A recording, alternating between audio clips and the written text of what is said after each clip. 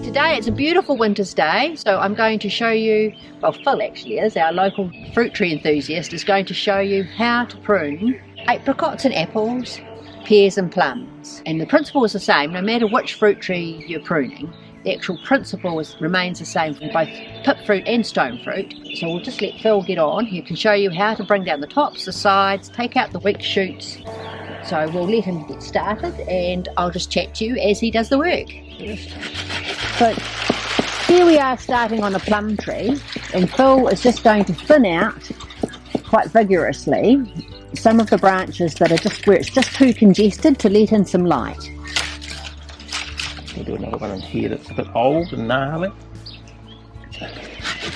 This branch here hasn't produced much last year, so he's going to take that one out also.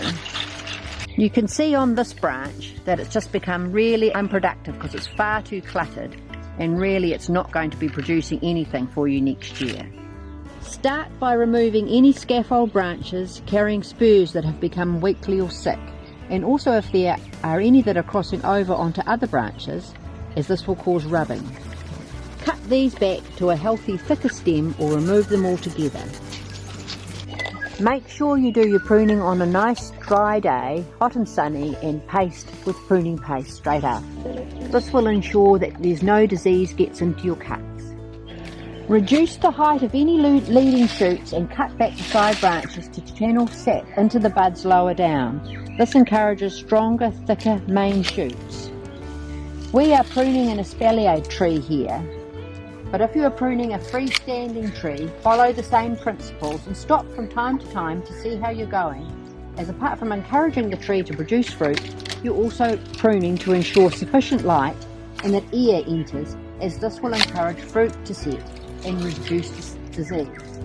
So with this tree, Phill is taking out all the very heavy summer shoots that are going to be way too tall next year for us to pick the fruit on. He's bringing and reducing the whole bush down to a height that we can easily pick without the use of ladders. All these whippy shoots grew last summer, so you can see how vigorous the trees are. You can shorten them back and ensure you take off any crossing branches, as these will only rub.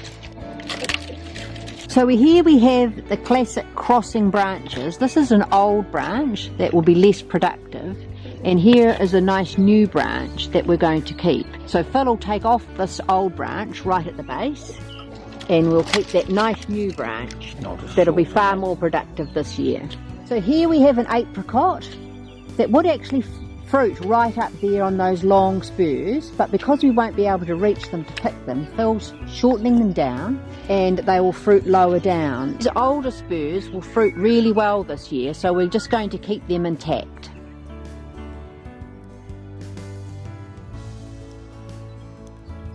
Remove any congested spurs so that the flowers and fruits have room to develop without getting damaged. There we go, that's just opened it up a bit. Here's a good example of a diseased piece of wood that Phil's taking out. You can see on this branch here that the whole branch is withered and completely dead.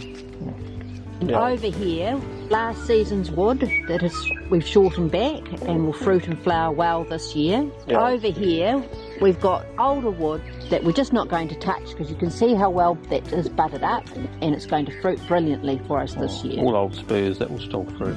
Here we have a Ballarat apple, and you can see that we've got the old spurs that will fruit again really well this year, and then we've got the long tall one that sprouted last summer that will fruit 2/3 of the way up, and we'll just tip that back.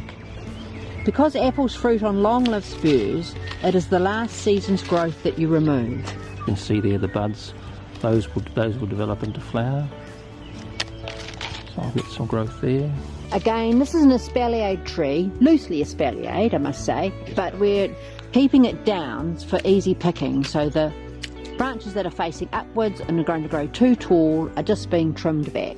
On the apple, this branch has got too tall for us to access easily, and because we cover it with bird netting every year, Phil's going to take this leader out here, leaving a nice collar, and that way we'll be able to put the bird netting over. So here we have what is called a collar. So when you trim and cut off your branches, you don't trim them flush with the main stem. You leave a little bit of a collar and then leave a bit of an angle, so when the rain comes down it washes off the cut and it doesn't go into the cut and cause disease issues. And remember, always dab with pruning paste afterwards. So that's the basics on fruit pruning. And don't worry too much, you can't go too far wrong. And they're very forgiving, so if you get it a little bit wrong this year, they'll sure grow for you again next year and you can try again. Just remember, always prune on a lovely sunny day and when the forecast for the next few days is dry. And do remember, always put the pruning paste on straight afterwards. That'll seal the cuts and stop any disease getting in. For best practice, once you've finished pruning and you've done your pruning paste, if you can give them a good spray with copper and oil, and that will set them right the way through winter and keep the bugs away. Happy pruning!